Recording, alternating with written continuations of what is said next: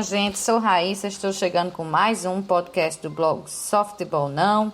Nessa tarde de sábado, um horário bem diferente do que a gente está aqui acostumado, mas foi o que deu nesta semana, né?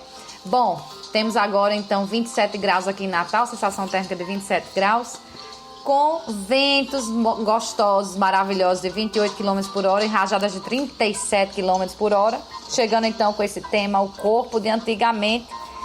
Pois é, que a gente tá mais gordo, acho que em geral a gente já tá sabendo disso, não é brincadeira.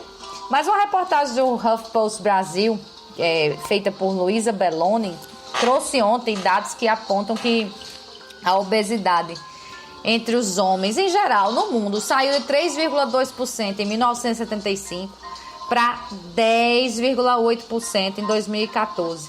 E no caso das mulheres, o pulo foi de 6,4% para 14,9%. Se essa taxa aí de aumento de obesidade for mantida, a estimativa é que em 2020 nós vamos ter aí quase 20% de obesos entre os homens e 21% entre as mulheres. É muita coisa, principalmente a gente considerar que a obesidade ela acarreta N outros problemas, não é só o aumento de peso, mais diretamente hipertensão, diabetes, colesterol alto, doenças cardiovasculares em geral, até câncer pode chegar com obesidade, isso para não falar em problemas de postura, coluna, etc. E no Brasil, especificamente, em 2018, né, os números apontam que 19,8% da população é obesa e que em 13 anos aqui no Brasil houve um salto de 67,8%. Essa aqui já é com dados específicos lá do Ministério da Saúde. Mas a gente pode pensar assim, o pessoal está comendo mal, está se exercitando mal. Não é bem assim, não. Os dados lá também no Ministério da Saúde apontam que o consumo regular de frutas e hortaliças, por exemplo, cresceu 15,5% nesse período. O consumo de refrigerantes e bebidas açucaradas caiu mais da metade. E a prática de atividade física aumentou, cerca de 38,1% da população pratica algum exercício no tempo livre. E esse exercício, então, tem pelo menos 150 minutos por semana. Se você dividir aí por 5 dias da semana, então 30 minutos por dia. Para quem faz todos os dias, menos ainda, dá em torno de 20 minutos. Ora, se as condições não mudaram tanto, né? Porque é tão difícil manter o peso hoje em dia. Vamos chegar lá, né? Um estudo da York University que foi publicado no jornal científico Obesity Research and Clinical Practice. Esse jornal, se a gente fosse traduzir o título, seria Pesquisa em Obesidade e Prática Clínica. Revelou que mesmo sendo mais difícil, revelou que é mesmo, né? Mais difícil para os adultos de hoje manter o mesmo peso do que adultos de 20 ou 30 anos atrás, ainda que consumam a mesma quantidade de comida e façam exercícios físicos ali na mesma proporção também. Por que danado isso, né? E esses dados, então, foram arrecadados dos dados alimentares de 36 mil americanos entre 1971 e 2008. E atividades físicas de 14,4 mil pessoas entre 1988 e 2006, isso é um amplo tempo de pesquisa, e eles compararam todos os dados, inclusive o temido IMC, né, o Índice de Massa Corporal.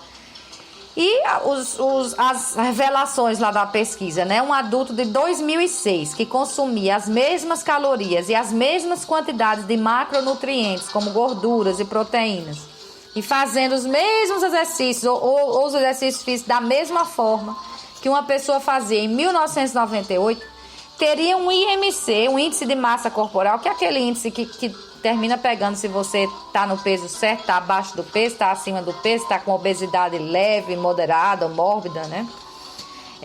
Esse adulto, ele mesmo com a mesma consumo de calorias, o mesmo tipo de exercício, ele estaria com um IMC cerca de 2,3 pontos mais alto do que um adulto lá de trás, né, de 1998.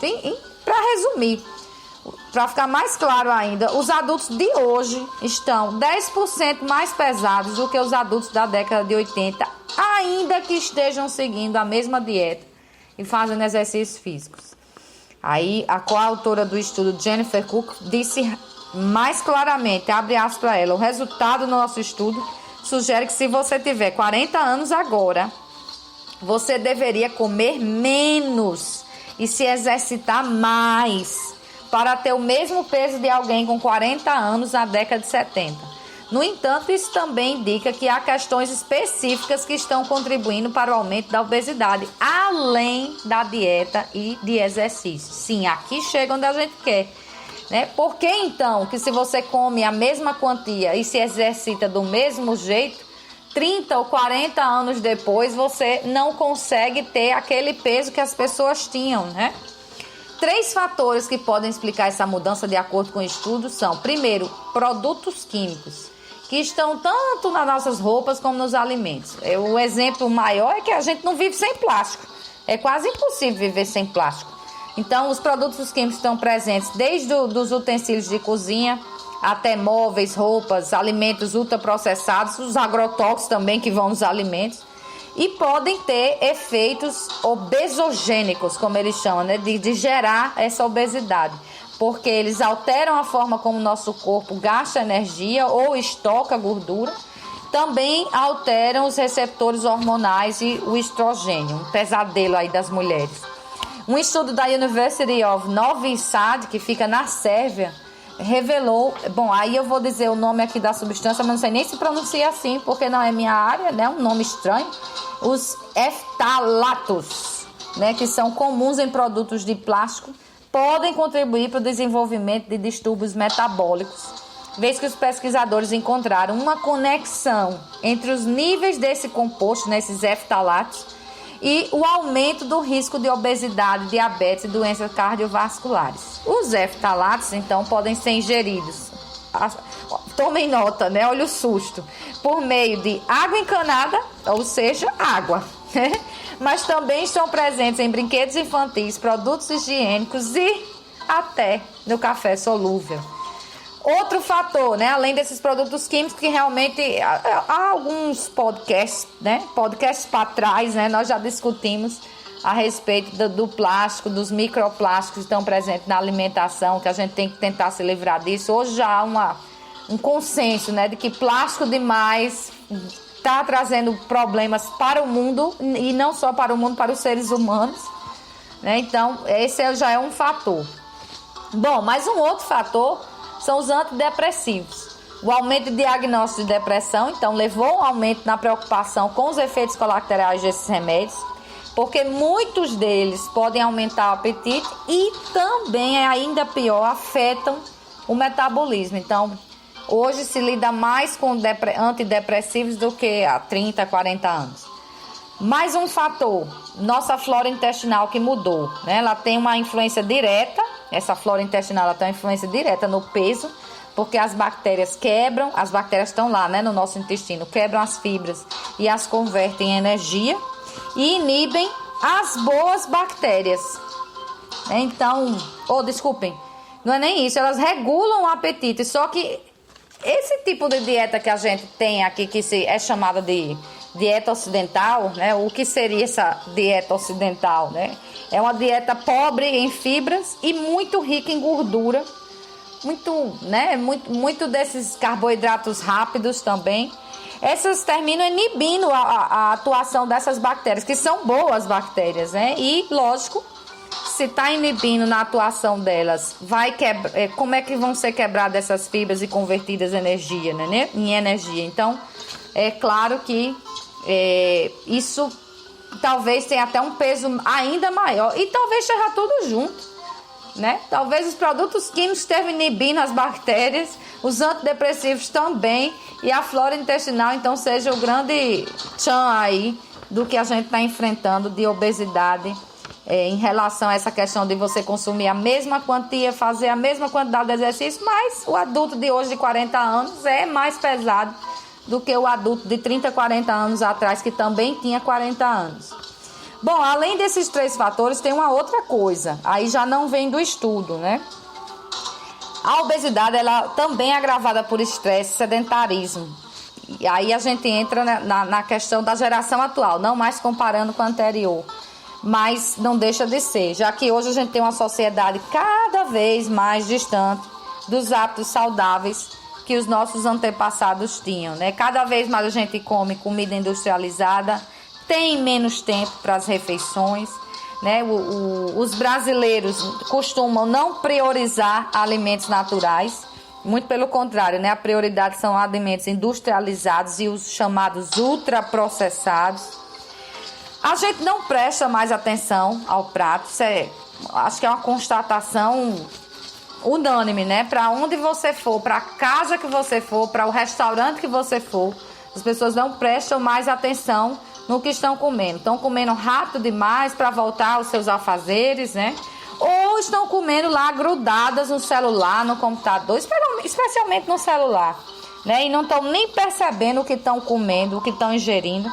Eu posso até dizer isso, porque um dia desse aqui em casa, eu pedi um copo d'água para tomar e não tirei os olhos lá do que eu estava fazendo no celular. Depois eu estava pedindo o copo d'água de novo, dizendo que não tinha tomado a água. E fui veementemente combatida aqui em casa, porque tinha tomado. Então nem a memória funciona numa situação dessa.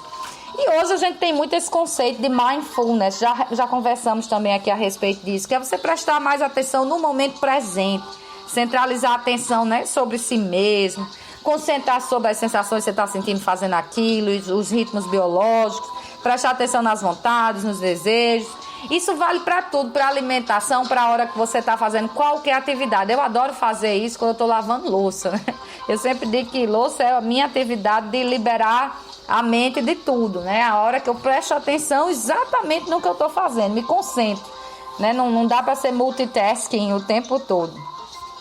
Mas então, quais são as dicas, então, para uma alimentação pelo menos mais saudável, já que parece que a gente está perdendo mesmo essa luta, além de comer menos, né?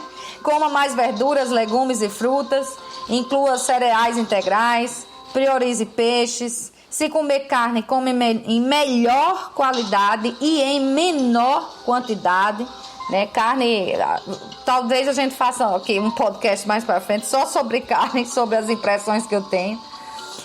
Coma alimentos sazonais, né, para aproveitar o que aparece e também modificar o seu cardápio de acordo com a temporada das coisas, né? E principalmente, gente, faça comida em casa, né? Provoque menos desperdício. Comer em casa é muito bom, né? E você cozinhar a sua comida, você termina cozinhando coisas mais saudáveis. Essa é a dica, aproveitando que hoje é o dia, né, do e da nutricionista, né? Deixar aqui um forte abraço, beijo para minha irmã, é uma excelente profissional, nos ajuda aqui demais. A alimentação é a chave. Se a gente conseguir regrar a alimentação, muito de medicamento, muito do que a gente perde em outras coisas na vida vão voltar, né? Então, se a gente conseguir compreender, se tem uma coisa que eu aprendi com ela, é que a alimentação é hábito, né? Essa história de dizer, eu não gosto disso, você não gosta até provar e comer 10 vezes, né? Depois você já gosta e já sente até falta. Então, minha alimentação mudou muito ao longo dos anos com a ajuda dela, né? E certamente quem está aí ouvindo deve conhecer alguém, se não si próprio, que também conseguiu mudar muito do seu estilo de vida, mudando a alimentação com a ajuda desse profissional tão importante nos dias atuais em que a gente está aí entupido de junk food. Bom, espero que vocês tenham gostado. Renovo o convite para a próxima semana, 7 da noite na sexta, sobre outros assuntos. Domingo, 10 da manhã, sobre futebol. Mas já, é só o tempo de publicar esse podcast. A gente vai começar o podcast sobre futebol. Até lá!